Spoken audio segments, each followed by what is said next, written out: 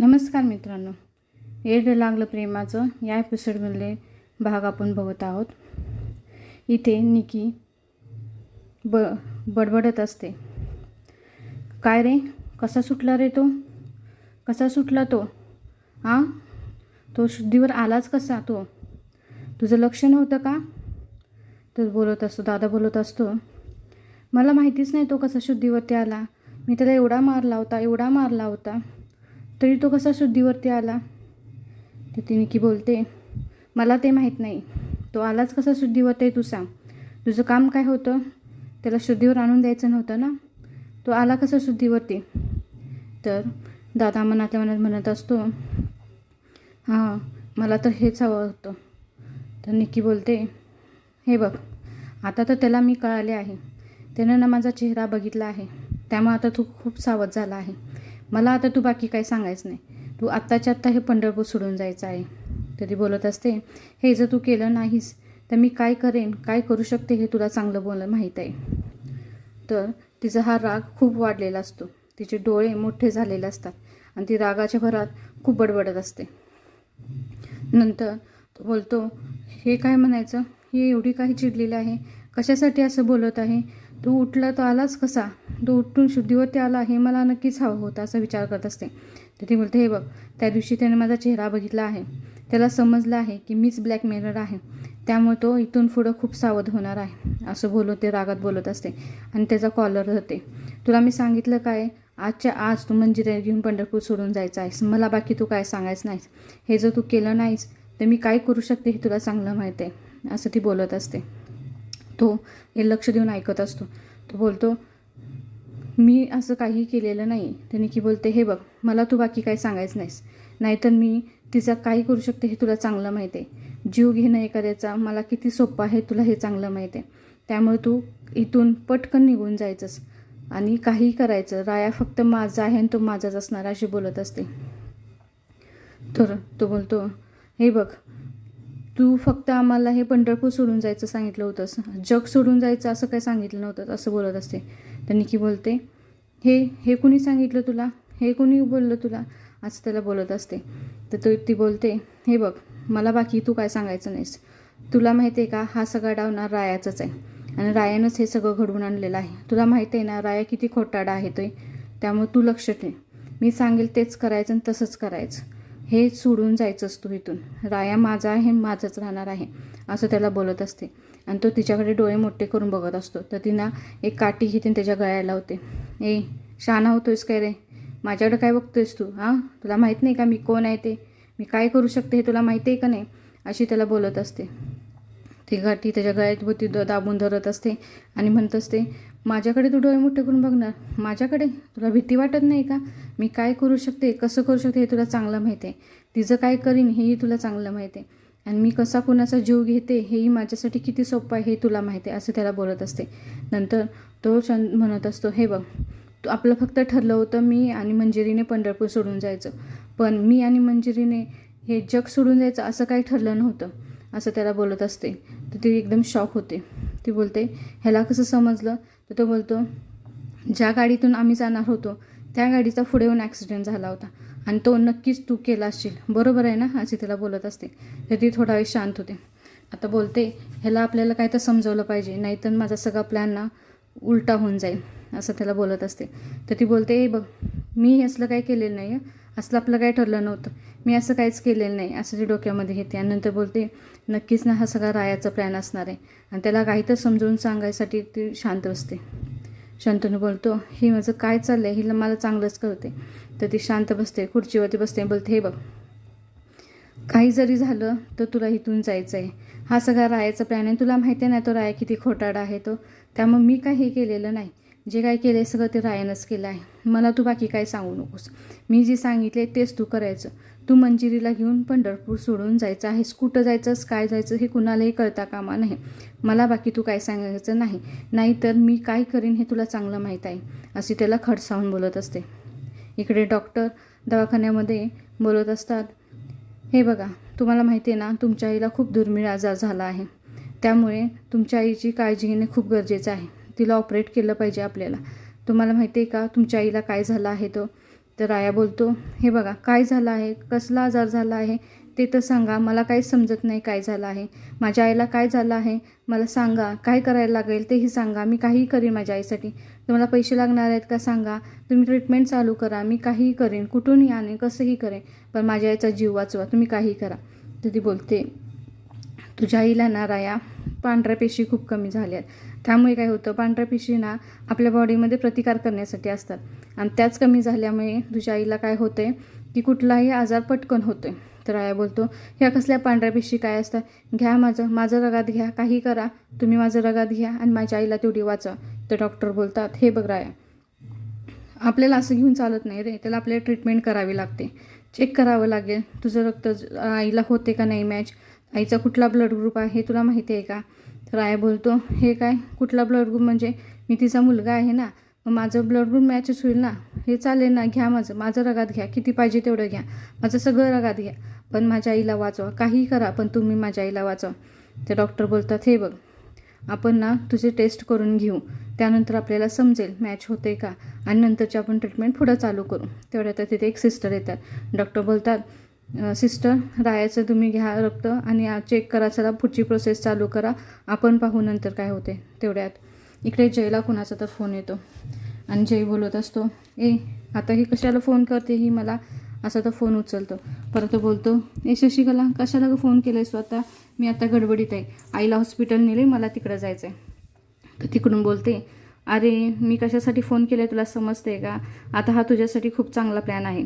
तर ते बोलते, हां आता माझ्या लक्षात आलं, हां ना, म्हणजे राया ना तिची जबाबदारी घेऊ शकला नाही हे मला आता दाखवून द्यायचं आहे, आता हा माझ्यासाठी प्लस पॉईंट होणारच आहे ना, असं ते तिकडे फोनवरती बोलत असतो आणि खुश होतो. आता ठीक आहे, आता मी हॉस्पिटलमध्ये जातो आणि आता त्याला दाखवतोच असं बोलत असतो. तर इकडे निकी दादाला खूप ओरडत असते, डोळे मोठे करून काय बघतोयस, माझ्याकडे डोळे मोठे करून बघतोयस, डोळे खाली कर डोळे, माझ्या पुढे चालणार नाही तुझं डोळे मोठं केलेलं, माझ्या पुढे अजिबात हे दाखवायचं नाही, डोळे खाली करायचे, नाही तर मी सांगेल तेच करायचं, असे त्याला बोलत असते. तर तो काहीच बोलत नाही. तर त्याला बोलते, हे बघ तुला आता मी ह्याची शिक्षा देणारच, तुला दाखवतेच काय ते, असं बोलून ना त्याच्या हातावरती त्याला खूप मारते. नंतर त्याला बोलते, नाही एवढ्यावरती नाही, आता ना तू बोलायचंस की माझं चुकलं आणि मला माफ कर. तर तो बोलतो, हो निकी माझं खरं चुकलं, मला माफ कर, मला मला पूर्ण मारून टाक, मला पाक मारून टाक, पण असं करू नकोस. तर ती बोलते, हे बघ हे जे तुला बोलायचं आहे ना ते ना माझ्या पायावरती नाक घासायचं मग बोलायचं. तर राया बोलतो, निकी माझं खरं चुकलं, मला माफ कर, पण तिला काय करू नकोस, मला पाहिजे हवं तेवढं मार, काही कर. तर निकी बोलते, हे बघ तुझ्या लक्षात आलं नाही का मी आता काय सांगितलं ते, का तुझं डोकं चालत नाही, कसं सांगितलं मी तुला बोलायला, कसं सांगितलं ना त्याच पद्धतीनं ते बोलायचं. हे बघ तुला बोललं ना तुझी विधवा बहीण बोललं तर राग येते तुला, हां सगळं गाव बोलतं तिला पांढऱ्या कपाळाची म्हणजे काय तुला कळत नाही का, हां पांढऱ्या कपाळाची म्हणजे विधवाच ना. तर तो बोलतो, हे बघ माझं चुकलं, खरंच माझं चुकलं, मार मला हवं तेवढं मार, असं बोलतो. तर ती ना एक मोठी काठी घेते आणि त्या काठीने त्याला इतकं मारते तिला कंटाळ येईपर्यंत मारते, तिचे इतकी राग आलेला असतो, तिचा राग जाईपर्यंत मारते, तरीही तो शांत उभा राहिलेला असतो. इकडे हॉस्पिटलमध्ये रायाच्या आईला ॲडमिट करून घेतलेलं असतं. डॉक्टर बोलतात, आता आपण तिची प्रोसेस चालू केलेली आहे, आता आपण इथून पुढं बघू कसं होते. तर राया बोलतो, राया घ्या ना मॅडम माझं रक्त घ्या ना, बघूया ना काय झालं आहे. तर मॅडम बोलतात, थांबा रिपोर्ट येऊन देत मग आपण बघू काय होते ते. तर मंजिरी बोलत असते, डॉक्टर होतील ना लवकर ट्रीटमेंट चालू करूया ना, चला ना आपण बघा ना नक्की काय आहे, कसं घ्यायला लागेल, काय करायला लागेल. तर राया बोलतो, मॅडम बघा ना माझ्या आईची लवकर ट्रीटमेंट चालू करा, काही करा, कितीही पैसे लागून दे, माझ्या आईला लवकर बरं करा, असं तो डॉक्टरांना बोलत असतो. तर डॉक्टर बोलतात, हे बघा काही करून ना आपल्याला लवकर ट्रीटमेंट चालू केली पाहिजे, आईचा जो ब्लड ग्रुप आहे खूप दुर्मिळ आहे, त्यामुळे तो आपल्याला सापडला पाहिजे, त्यानंतरच आपण हे ट्रीटमेंट चालू करू. तेवढ्यातच ना जय येतो. आई तो डायरेक्ट ना रायाला मारतच येतो. तर राय होते, घरपड्या काय झाले रे, का मारतोयस रे मला, असं बोलत असतो. तर जय ना त्याचा कॉलर धरतो, कॉलरला पकडून बोलतो, काय रे तुला कळत नाही का, कशी आईची काळजी घेतोस, आईला झालंच असं कसं काय झालं, असं बोलत असतो. तर मंजिरी बोलते, जय तू सोड ना त्याला, तू का असं बोलतोयस, त्याला का मारतोयस, असं हे काय चाललंय तुझं, असं बोलत असतो. तर राया बोलतो, हे बघ इथं काय चाललंय तुझं, आपण बाहेर जाऊन बोलू, हे काय करतोयस तू, इथं तमाशा नको, इथे आईला ॲडमिट करून घेतले ना, आईला इथं शांत बसून दे, आपण बाहेर जाऊन बोलू, असं बोलत असतो. तर तो बोलत असतो, ए तुझं धाडस कसं झालं रे, आई पडलीच कशी, माझ्याकडे असती तर तिला काही झालं नसतं, तू घेतलीसच कशाला जबाबदारी ही असली, तुला दाखवतोच मी, असं धरून त्याला कॉलर धरून ना त्याला जोरजोरात ओढत असतो मारत असतो. हे बघ, माझ्याकडे आई होती ना तोपर्यंत तिला काही झालं नव्हतं, हे तुझ्याकडे आल्यामुळे झाले, तुला जमत नाही तर तू जबाबदारी घेतोसच कशाला, त्या लायकीचाच नाहीस तू, असं त्याला बडबडत असतो. तर राया ना शांत होऊन ऐकत असतो. राया बोलतो, हे बघ आता हे बोलण्याचा वेळ नाही आहे, आता आपल्या आईला खरंच ट्रीटमेंटची गरज आहे, तिला असा एक दुर्मिळ आजार झाला आहे, तिला ना रक्ताची गरज आहे, असं बोलत असतो. तर घोरपडे बोलतो, काय झालं आहे नक्की, काय होतं आहे आईला, तर तो सांगतो, असं असं डॉक्टर बोलतात की पांढऱ्या पेशी कमी झाल्या आहे. ते डॉक्टर बोलते, काय काय झाले रे, घोरपडे बोलतो, काय झाले माझ्या आईला, झाले तरी काय डॉक्टर सांगा, विषय तर काय आहे सांगा, कुठला आजार झाला ते तर सांगा. तर मॅडम बोलतात की असं असं झालं आहे आणि तुमच्या आईचा ब्लड ग्रुप खूप दुर्मिळ आहे आणि त्यांना ना आपल्याला दर 15 दिवसाला पांढऱ्या पेशी चढवायला पाहिजे, असं तो बोलत असतो. तर घोरपडे त्याच्याकडे ना लक्ष देऊन ऐकत असतो. काय असं झालं आईला, हो का, ठीक आहे डॉक्टर सांगा आता काय करायला लागेल, आहे तरी काय विषय सांगा, कुठला ब्लड ग्रुप आहे, असला कुठला दुर्मिळ ब्लड ग्रुप आहे जो भेटत नाही, कुठून आणायचं आहे, कुठून मागवायचं आहे सांगा, मी पाहिजे तिथून जाऊन आणतो, पाहिजे तिथून जाऊन मागवतो. तर डॉक्टर बोलतात, त्यांचा ब्लड ग्रुप ना बॉम्बे ब्लड ग्रुप आहे. असं बोलल्यानंतर जय हसू लागतो, इतका हसू लागतो की त्याचं ते हसणं ना सगळ्यांना खटकतं. म्हणतं, हो का, तो ब्लड ग्रुप तो माझा आहे, असं तो बोलतो. असं बोलल्यानंतर सगळे शॉक होतात, काय तुझा ब्लड ग्रुप आहे, तर आईला बरं वाटतं, हां बरं झालं ना, आता ह्याचा तर ब्लड ग्रुप आहे, आता आई आपली लवकर बरी होईल, आता तो देईल ब्लड, असं तो विचार करत असतो. तर तिकडं तो बोलतो, माझा आहे पण मी रक्त देणार नाही. तर मंजिरी बोलते, काय तुझी आई येणार आहे, असं कसं बोलू शकतोस रे तू, रक्त देणार नाही, तुझ्या आईला तुला वाचवायचं नाही का, असा का बोलतोयस तू. तर इकडं तो बोलतो, हे बघ माझी मर्जी, द्यायचं का नाही द्यायचं तो माझा विषय आहे, मला कुणी सांगायचं नाही, माझं रक्त आहे, मी विचार करतो द्यायचं का नाही द्यायचं.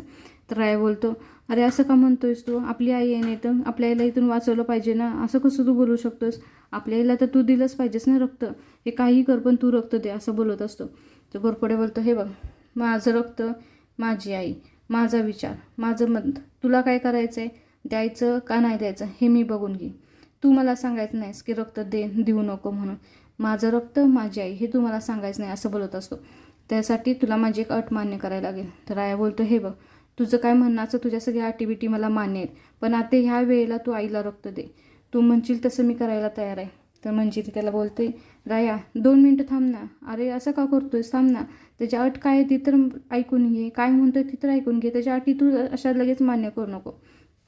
तर तो बोलतो, हे बघ काय तुला सांगू का, माझं रक्त माझी आई, इथून पुढे तू आईकडे यायचं नाहीस, आईचं प्रेम आईची माया हे सगळी माझी राहणार, मी रक्त दिलं तर तू तुझा काहीही संबंध राहणार नाही, मला तू बाकी त्याबद्दल काहीही सांगायचं नाहीस, असं तो ना अट घालतो रायाला आणि रायाला कोड्यात टाकतो.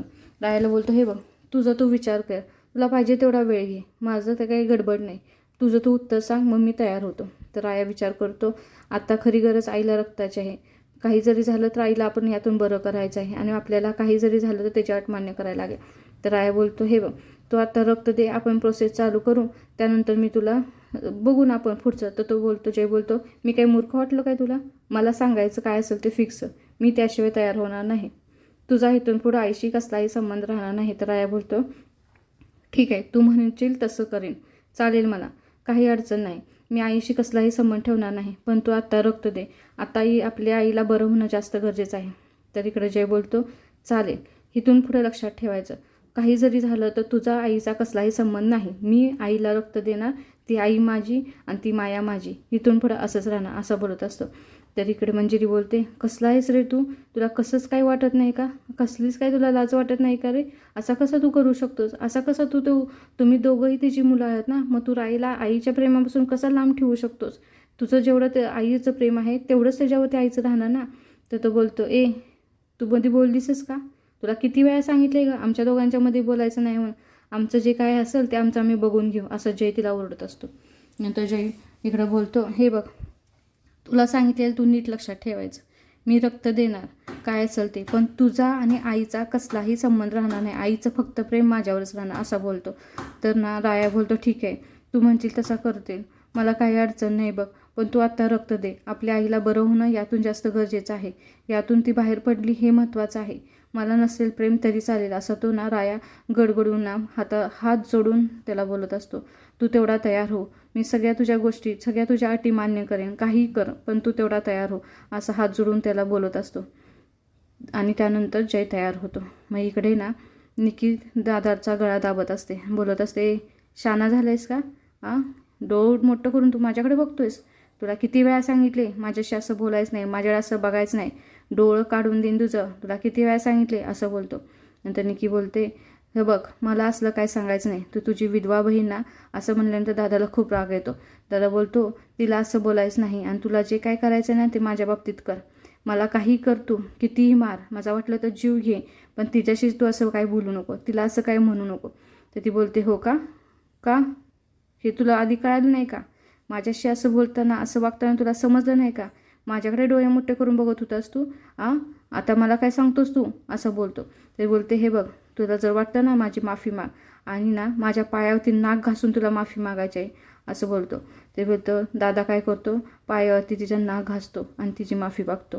तर ती बोलते, हे बघ, उद्याच्या उद्या तुला मंजिरीला घेऊन हे पंढरपूर सोडून जायचं आहे, आणि ना मला ह्यामध्ये काहीही नको आहे, तू आणि ती मंजिरी इथून गेली पाहिजेस, नाहीतर मी काय करीन, कसं करीन हे तुला चांगलं माहिती आहे, आणि मला कोणाचाही जीव घेणं किती सोपं आहे तुला माहिती आहे, असे बोलते. आणि ना ती एकदम क्रूरपर्यंत हसत असते.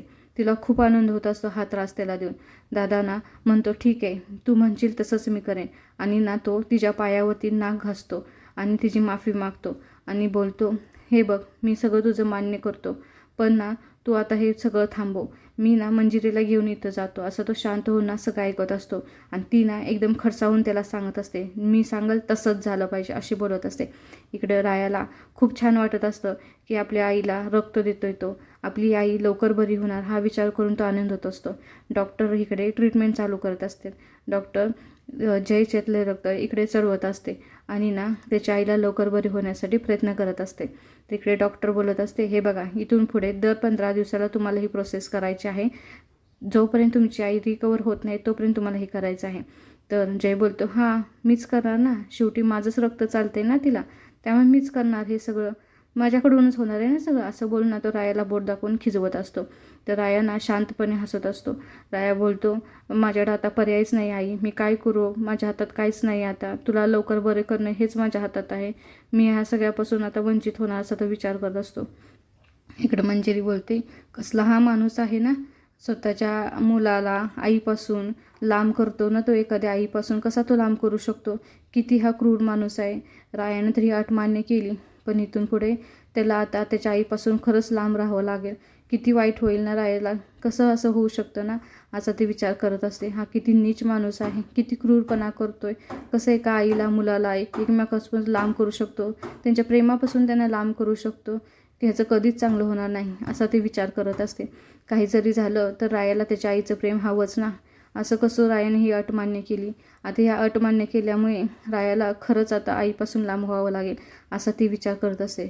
तेवढ्यातच दादा येतो हॉस्पिटलमध्ये आणि मंजिरीला हाक मारतो.